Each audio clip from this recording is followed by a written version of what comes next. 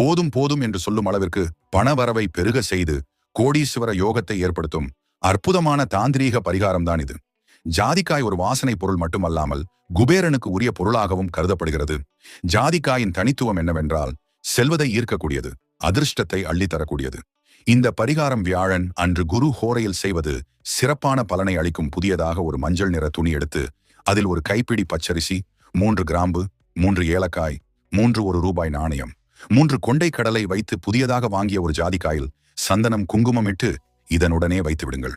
பூஜை அறையில் லட்சுமி குபேர படம் இருந்தால் ஒரு நெய் தீபம் ஏற்றி பக்கத்தில் இந்த தட்டை வைத்து ஓம் லக்ஷ்மி குபேராய நமஹா மந்திரத்தை 54 முறை உச்சரித்து பின் இதை மூட்டையாக கட்டி தூபம் காட்டி பணம் வைக்கும் இடத்தில் வையுங்கள்.